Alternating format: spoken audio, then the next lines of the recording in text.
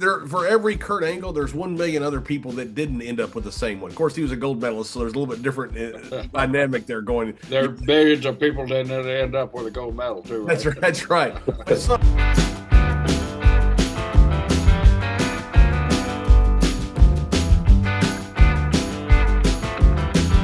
That's pretty good advice from Canyon Seaman.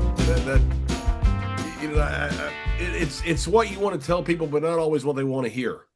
Yes. Speaking for Canyon, Canyon was a very dear friend of mine, and I thought it was a big loss when he was let go there. But Canyon was like that. He would.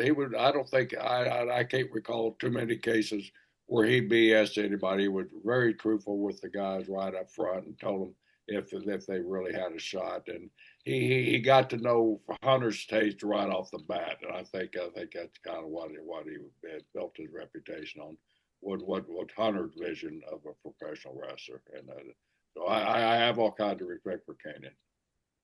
Yeah, me too. Absolutely love the guy. I stayed in touch with him even after his departure from the company. Good. Yeah, he was the man. The one thing that's hard is if you can get over somewhere, you can get over most anywhere. But if you can't get over in one place, you don't know if a guy can ever get over. That's right. It doesn't always translate exactly. A guy may not get over in one territory, may get over somewhere else. But if a guy gets over one territory, you pretty much know that guy could probably get over here too. So it's when you bring guys in, it's tough with WWE now because you bring in these incredibly talented athletes, these really good-looking guys and girls, and you don't know. I mean, back in the day, we knew they were really good. Like use a football analogy, we knew they were great high school players. Then they want to come to the college squad.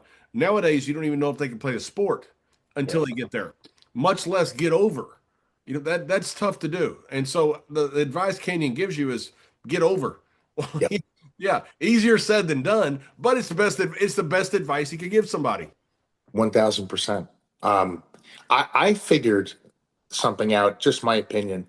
I think there is an essential thing that needs to happen with a talent, a performer, professional wrestler, that has to take place before they can figure out how to get over. And it has to do with self-awareness. Like you may have an idea about yourself and you'd like to project that idea.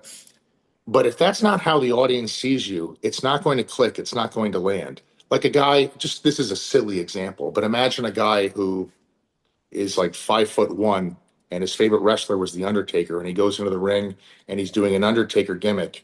The audience is going to look at that and there's going to be a massive disconnect. You kind of have to lean into what people see. If you're, massive, like Omos, for instance, you're definitely not going to be a luchador. You're not going to be doing flying head scissors. So I just feel like, some people off the bat are very naturally intimidating. Some people have that air about them. Maybe once you actually talk to them, they're not the way you thought they were.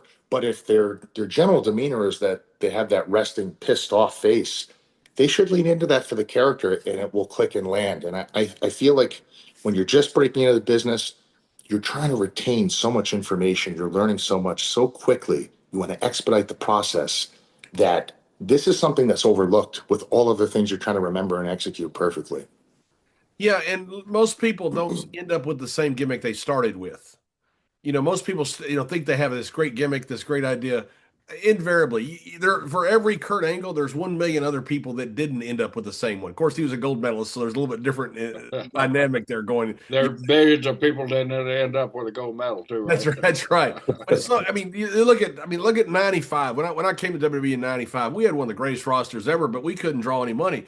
Stone Cold was the ringmaster, Triple H was an aristocrat, Kane was a dentist. He had all these great talent. We had the NWO, but it was Diesel and Razor. It just takes a while sometimes to morph into what works, and to do that you have to get out there and try because you don't know what'll work. You don't know if people's elbow is going to be one of the hottest moves in wrestling. When you first see it, you think that's the worst thing I've ever seen, and then all of a sudden it gets over. The Worm. I was being Ron in the ring when the Worm was created with Scotty 2 Hotty.